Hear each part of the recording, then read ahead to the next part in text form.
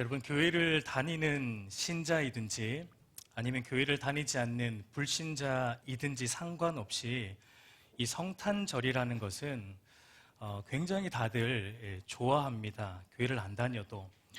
왜 그럴까요? 왜 이 성탄절을 그렇게 다들 좋아합니까?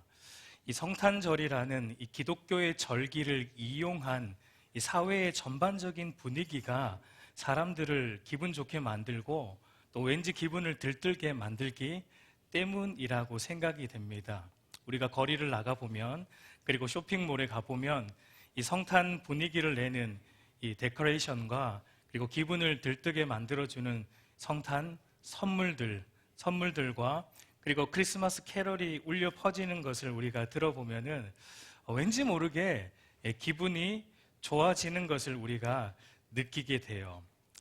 물론 요즘의 성탄 또 분위기는 예전만큼, 그러니까 제가 이제 어렸을 때만큼 또 예전만큼의 그런 분위기는 아니지만 그래도 아직까지 이 성탄 시즌은 다른 시즌보다는 모든 사람들이 더 좋아하는 것 같다라는 생각이 듭니다. 여러분, 그런데 여기서 우리가 한번 질문을 좀 던져 보아야 됩니다. 과연 그러면 나는 왜 이 성탄절 시즌이 되면 나는 왜 이렇게 기분이 좋은 것일까? 나는 왜 이렇게 기분이 들뜨게 되는 것일까? 기분이 안 좋으신 분들은 없죠. 성탄절 되면 왠지 기분이 안 좋아지고 그런 분들은 없을 거예요. 왜 나는 이 성탄 시즌, 이 연말이 되면 왜 이렇게 기분이 좋고 또 이렇게 들뜨게 되는 것일까라는 질문을 한번 우리 스스로에게 던져볼 필요가 있지 않을까라는 생각이 돼요. 여러분, 우리는 왜 기뻐합니까? 우리는 왜 기뻐합니까? 이 성탄 시즌이 조성하는 성탄 분위기 때문에 혹시 우리가 기뻐하는 것은 아닌지, 아니면 이 성탄의 참된 의미인 예수 그리스도의 성육신의 의미를 내가 진실로 알고 예수님의 성육신이 나의 기쁨이 되어서 내가 기뻐하고 있는 것인지, 오늘 성탄 예배를 마치고 아마 야외로 나가서 가족들과 다 즐거운 시간을 보낼 계획을 하고 있겠죠. 그래서 기분이 좋은 것인지, 약간 우려스러운 것은 오늘 예배 시간에 혹시 예배 후에 있을 성탄 스케줄 머릿속으로 짜지 않을까, 혹시 그 생각하고 있지 않을까, 약간 우려스럽습니다. 여러분, 물론 가족들과 함께 성탄을 기쁘게 보내는 것 자체가 잘못되었다라고 제가 말하는 것은 아닙니다. 좋은 거죠. 가족들과 함께 즐거운 시간 보내는 것은 좋습니다. 그러나 우리 안에 먼저 선행되어야 하는 그 기쁨과 즐거움이 있습니다. 우리 안에 이 기쁨의 소식이 먼저 들려지지 않고는 실은 다른 모든 기쁨과 즐거움은 의미가 없는 것입니다. 여러분, 우리가 가족들과 즐거운 시간을 보내든 다른 것들을 통해 즐거운 시간을 보내든 좋아요. 그러나 그 모든 기쁨과 즐거움을 진실로 기쁘고 즐겁게 만들어주는 것은 이 모든 기쁨과 즐거움의 근원이 되는 기쁨의 뿌리가 있어야 하는 것입니다. 여러분, 그것이 무엇입니까? 누가복음에 보면은 천사가 목자들에게 나타나 이런 말을 합니다. 오늘 우리가 예배의 초대로 읽었던 말씀인데 누가복음 2장 10절과 11절 우리 한번 같이 읽어보도록 하겠습니다. 시작. 천사가 이르되 무서워하지 말라.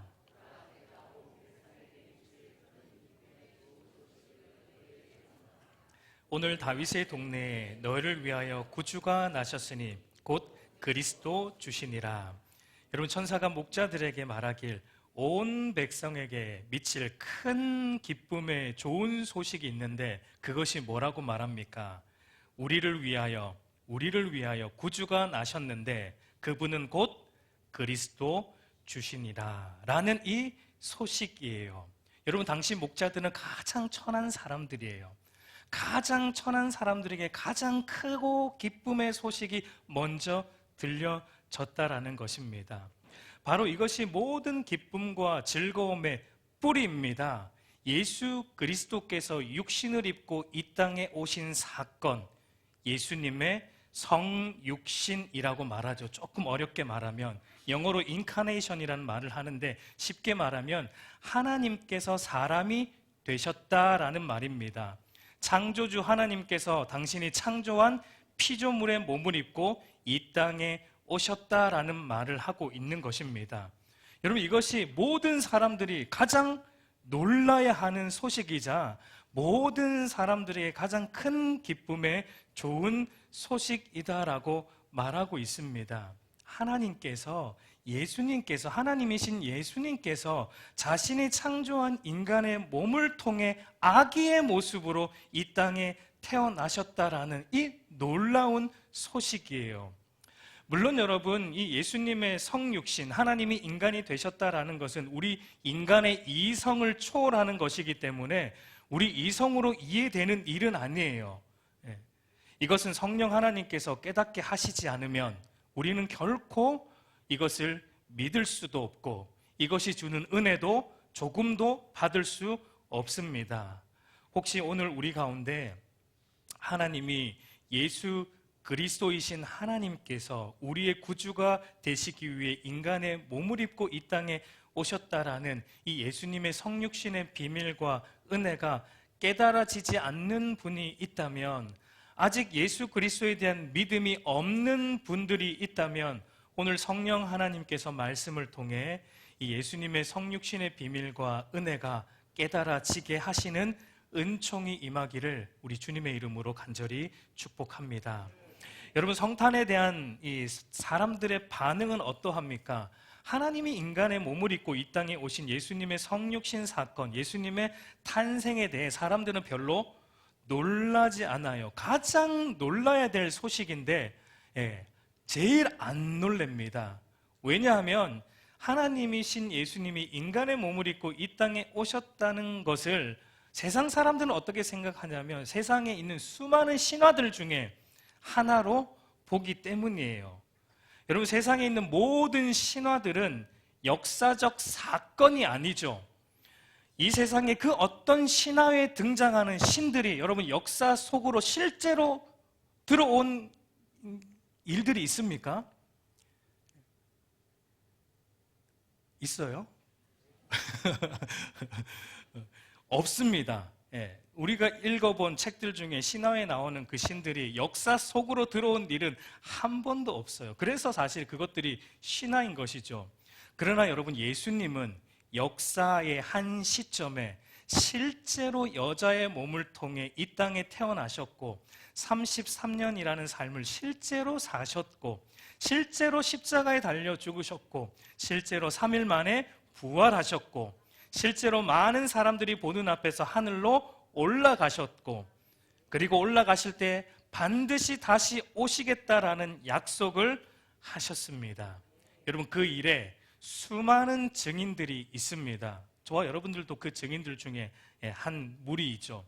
그리고 무엇보다 강력한 증거는 예수님 자체예요. 여러분, 예수님께서 이 땅에 오셔서 하셨던 많은 말씀들 중에 하신 그 말씀들 중에 보면은 예수님 당신이 누구라는 것입니까? 하나님이다라는 것을 예수님이 말씀을 하셨어요. 여러분, 그러면은 예수님은 둘 중에 하나입니다. 예수님은 자신을 하나님이라고 사칭한 역사 속에서 가장 미친 사기꾼이거나, 만약 그것이 아니라면 예수님은 진실로 이 모든 우주 만물을 창조하신 하나님이시며 그분이 자기가 창조한 인간의 몸을 입고 이 땅에 오신 우리의 구주라는 것, 이 둘 중에 하나예요. 여러분, 이 둘 중에 어디에 여러분의 인생을 거실 것입니까? 여러분의 인생을 어디에다 베팅을 하실 거예요? 예수님이 미친 사기꾼이라는 것과 예수님은 우리를 구원하기 위해 이 땅에 오신 성육신하신 하나님이라는 이 사실, 어느 것에 더 큰 여러분의 인생의 비중을 베팅을 하실 것입니까? 여러분, 도박을 해보셨나요? 아멘 하기도 그렇고 여기서 대답하기도 그렇고 해보셨어도 입 다물고 계셔야 돼요. 여러분, 베팅할 때 중요한 것은요, 확률이죠. 확률. 여러분 역사를 보세요. 여러분 우리가 지성이 있기 때문에 역사를 보세요. 예수님을 구원주로 믿지 않은 사람이 역사 속에서 있었던 적이 있습니까? 없습니다. 역사가 시작된 이래로 단 한 번도 없어요. 이 세상의 다른 모든 종교와 신화들은 만들어진 시점이 있고 혹은 사라진 시점이 있습니다. 그러나 기독교는 만들어진 시점도 없고 사라진 시점도 없어요. 왜요? 영원부터 계신 하나님께서 시작하신 것이기 때문입니다. 그 말은 예수님은, 기독교는 신화가 아니라 역사적 사실이자 구원을 주는 유일한 신앙인 것입니다. 여러분 이걸 안다면, 조금이라도 생각이 있는 사람이라면 예수님께서 하나님이시고 그분이 우리를 구원하시기 위해 이 땅에 오셨다는 이 사실에 여러분 인생의 베팅을 걸게 될 것입니다. 그것이 모든 인류에게 베풀어진 가장 큰 하나님의 성탄 선물이자 하나님의 은혜인 것입니다. 여러분 그러나 믿음이 없는 세상 사람들은 성탄절을 기독교의 종교적 하나의 이벤트로만 생각을 해요.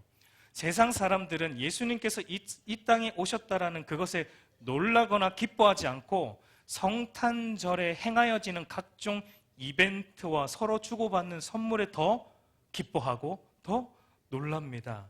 여러분 심지어 오늘날 교회들조차도 성탄절이 되면 선물 주는 이벤트로 넘쳐나요. 우리끼리 선물 주고받으면서 우리끼리 기뻐하는 거예요. 물론 그런 것들이 일정 부분 필요하죠. 우리 어린 학생들에게는 그런 재미가 필요하겠죠. 어린아이의 신앙일 때는 그런 선물들이 필요하겠죠. 그러나 그것이 우리가 기뻐해야 할 궁극적인 이유는 아니라는 것입니다. 그 이전에 왜 우리가 이 성탄 시즌에 기뻐해야 하는지에 대한 성탄의 참된 이유를 알지 못한다면, 우리가 예수님의 성육신에 대한 의미를 진실로 알지 못한다면, 예수님의 성육신 곧 예수님의 탄생이 우리에게 가장 큰 기쁨의 소식으로 들리지 않는다면 나머지 모든 것들은 아무런 의미가 없는 것입니다. 오늘 본문을 통해서 왜 예수님의 탄생을 우리가 기념하고 기뻐해야 하는지를 좀 간단하게 살펴보고자 합니다. 오늘 우리가 읽은 본문을 우리 한번 다시 보도록 할게요. 고린도후서 8장 9절 우리 한번 같이 읽겠습니다. 시작. 우리 주 예수 그리스도의 은혜를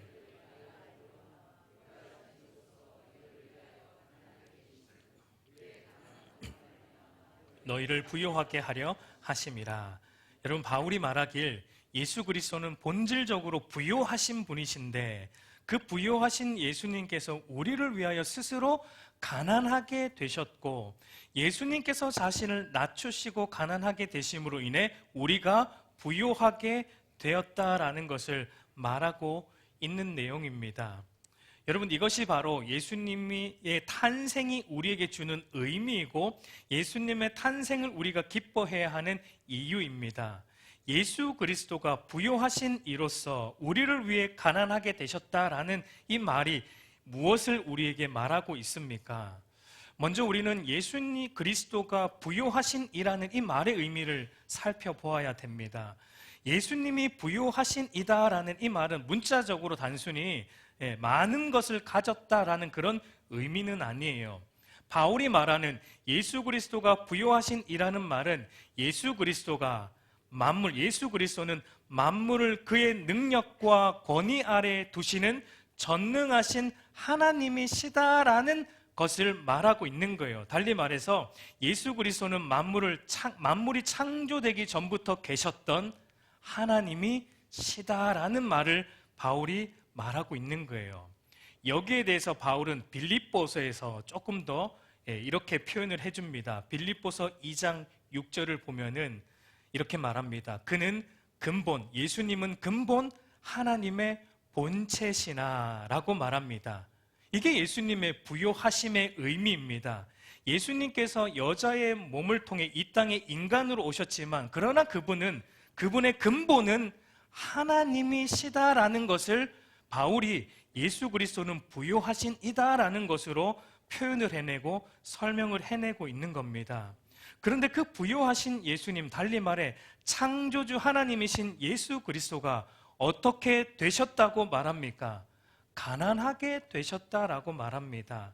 여러분, 여기서 가난하게 되셨다라는 말도 우리가 생각하는 그런 가난을 의미하는 것은 아닙니다.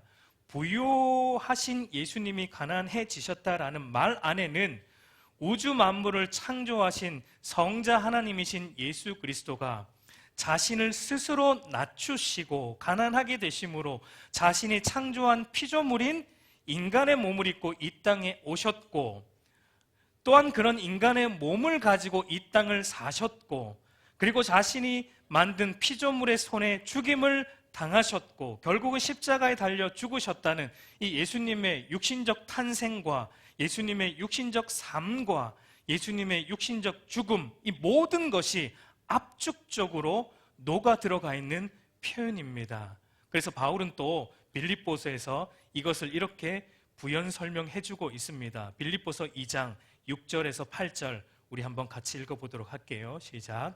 그는 근본 하나님의 본체시나 하나님과 동등됨을 취할 것으로 여기지 아니하시고 오히려 자기를 비워 종의 형체를 가지사 사람들과 같이 되셨고 사람의 모양으로 나타나사 자기를 낮추시고 죽기까지 복종하셨으니 곧 십자가에 죽으심이라.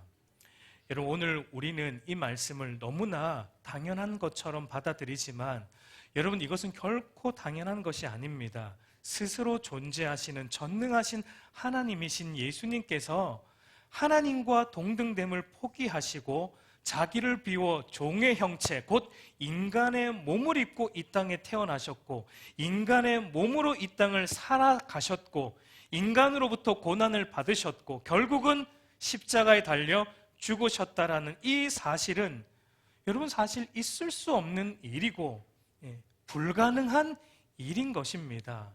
일어나서는 안 될 일이 사실은 일어난 것입니다.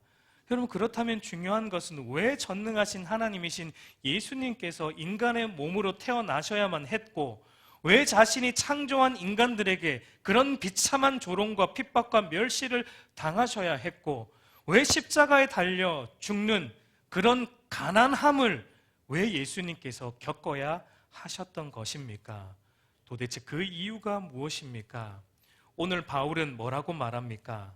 저와 여러분의 가난을 변하여 부요가 되게 하시기 위해 예수님이 그 모든 걸 하셨다는 거예요. 우리의 가난을 변하여 부요함이 되시기 위해 인간의 몸으로 오셨고 고난당하셨고 십자가에 죽으셨다라고 말하고 있습니다. 여러분, 그러면 우리의 가난은 무엇입니까?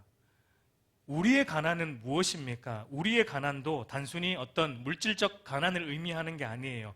영적인 가난을 말하는 겁니다.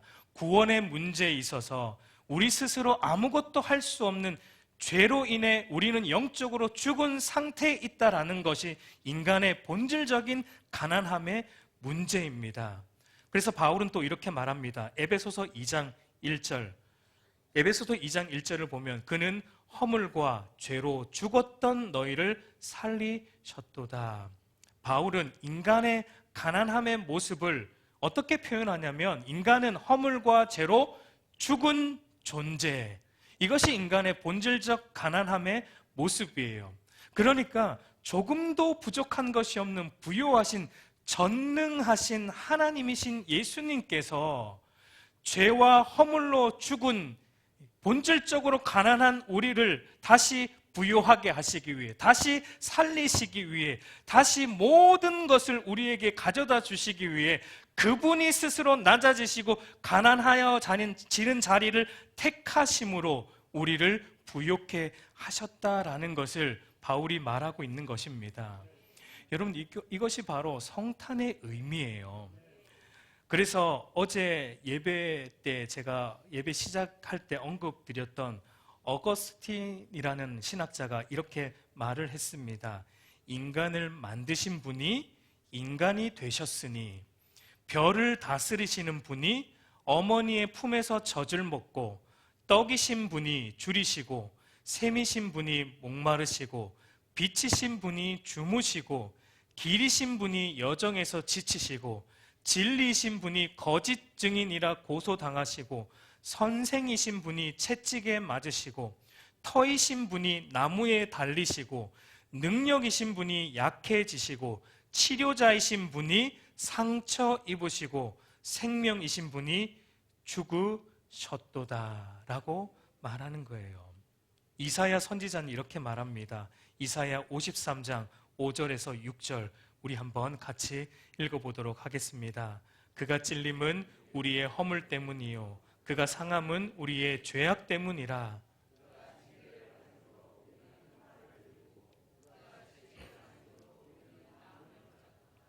우리는 다 양 같아서 그릇 행하여 각기 제갈 길로 갔거늘 여호와께서는 우리 모두의 죄악을 그에게 담당시키셨도다. 여러분, 부요하신 그분이 채찍을 맞고 징계를 받음으로 가난했던 우리가 부요함을 누리고 평화를 누리고 나음을 입었다라고 말하고 있어요. 우리 사랑하는 성도 여러분, 허물과 죄로 죽어가던 저와 여러분의 가난을 부요하게 하시기 위해 하나님이신 그분이 피조물의 몸을 입으셨고, 여러분 그것도 모자라서 우리 예수님이 어디에서 태어나셨어요?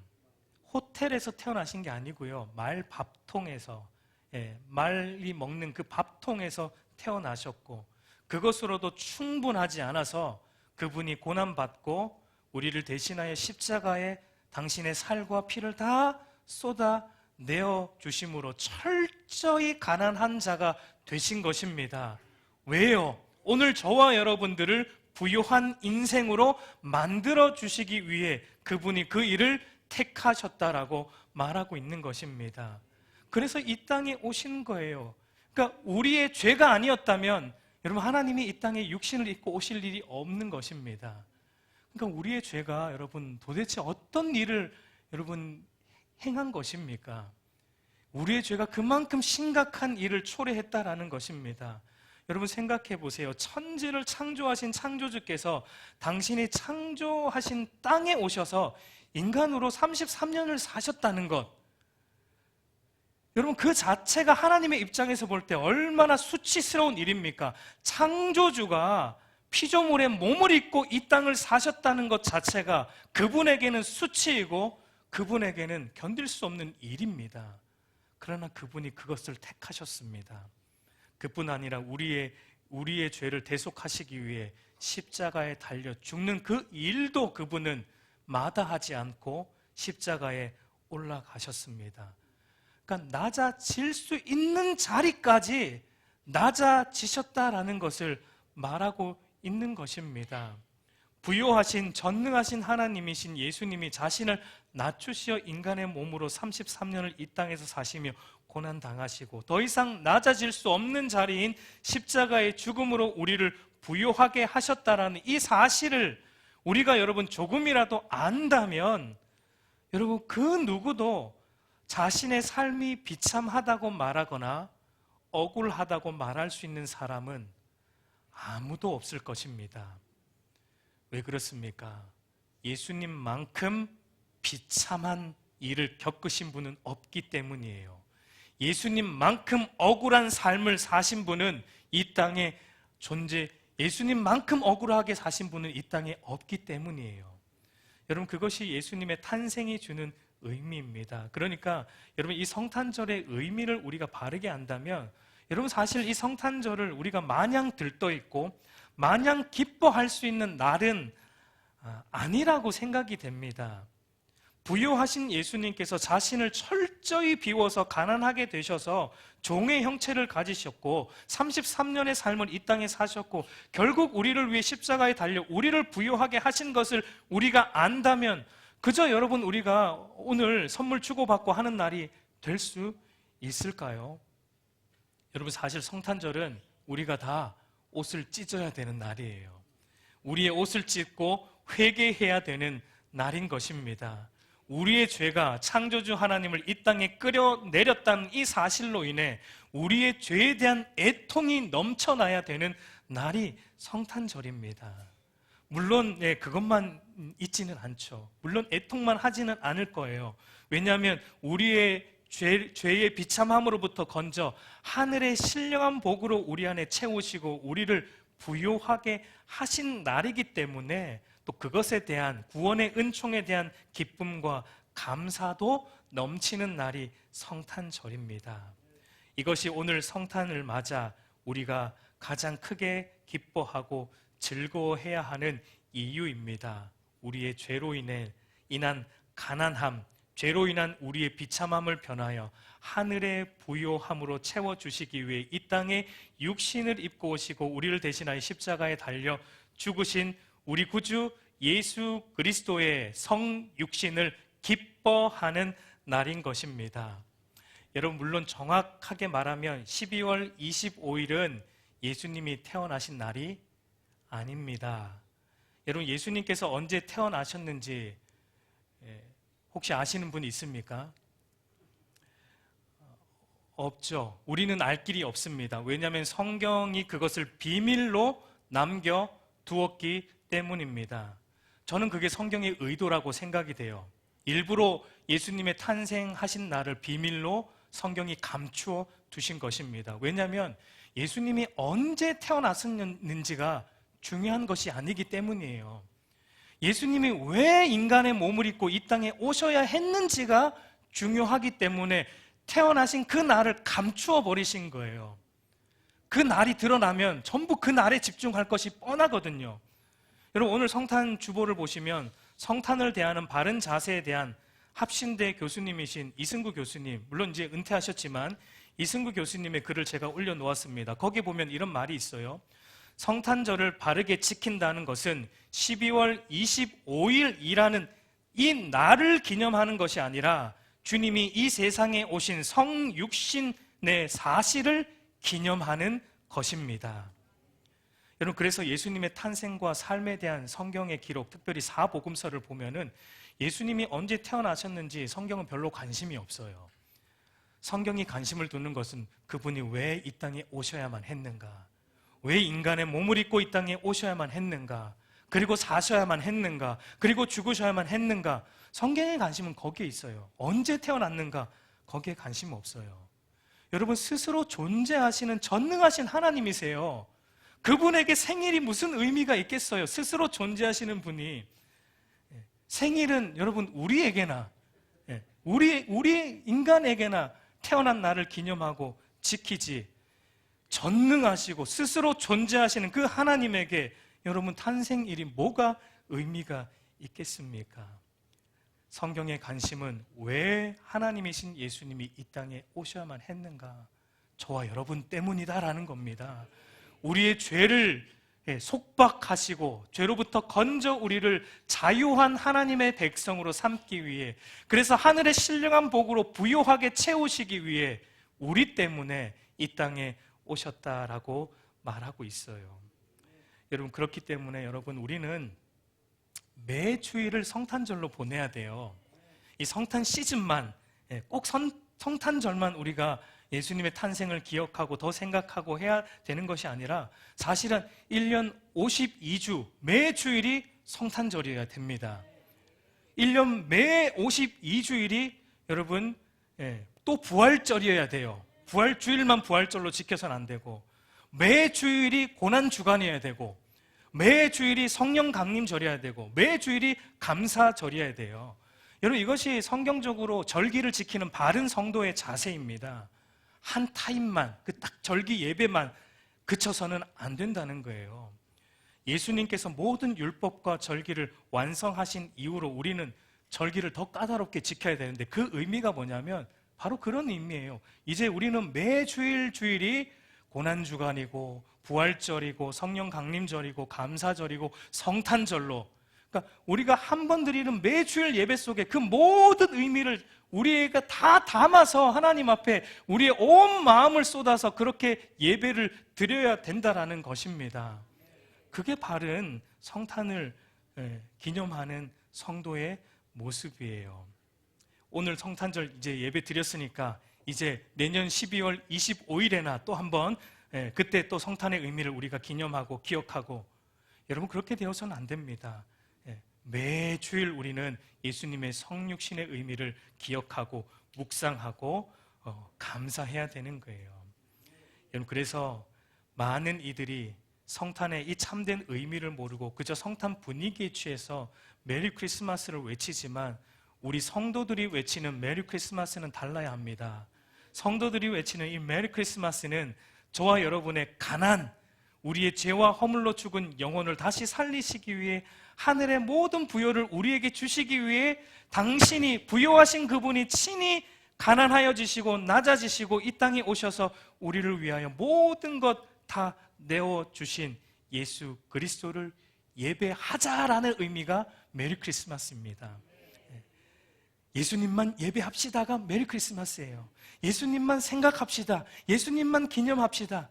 오늘 이 25일 성탄절 이 하루에 우리 예수님 생각으로 온종일 우리 가족들이 기뻐합시다. 이게 메리 크리스마스의 의미인 거예요. 그것이 신자의 메리 크리스마스입니다. 그리고 더 나아가서 여러분, 부요함의 극치가 언제 이루어집니까? 우리를 이미 부요하게 하셨지만 우리를 부요하게 하신 그 부요함의 극치가 언제 이루어집니까? 우리 주님 다시 오실 때, 하나님 나라가 도래할 때, 그때 우리를 부요케 하신 그 부요의 실체와 극치가 그때 이루어지는 거예요. 그러니까 우리가 메리 크리스마스 할 때 하는 또 의미는 다시 오실 예수 그리스도, 다시 오셔서 우리 안에 이 부요하게 하신 부요를 극치에 이르게 하시고 완성으로 이루게 하실 다시 오실 예수님을 소망함으로 살아갑시다가 우리가 하는 메리 크리스마스입니다. 우리 사랑하는 성도 여러분, 이제 말씀을 맺겠습니다. 여러분, 성탄의 이 의미를 우리가 가슴속 깊이 새겼으면 좋겠습니다. 그래서 오늘, 아니 평생을 우리를 부요하게 하시기 위해 스스로 가난하여지신 이 예수 그리스도를 여러분 깊이 생각하고 묵상하고 기뻐하고 즐거워하기를 바라요. 오늘 예배 후에 여러분 가족들끼리 즐거운 시간 보낼 때 이 안에서 기뻐하세요. 예수님이 우리에게 이렇게 부요하게 하셔서 우리가 이렇게 기뻐할 수 있구나. 우리 가족이 이렇게 모여서 예수 그리스도의 성탄을 감사할 수 있구나. 이 안에서 여러분 기뻐하고 즐거워하며 오늘 이 성탄 하루를 우리 예수 그리스도께서 부요하게 하신 그 부요함 안에서 기뻐하고 즐거워하는 하루가 되기를 우리 주님의 이름으로 간절히 축복합니다.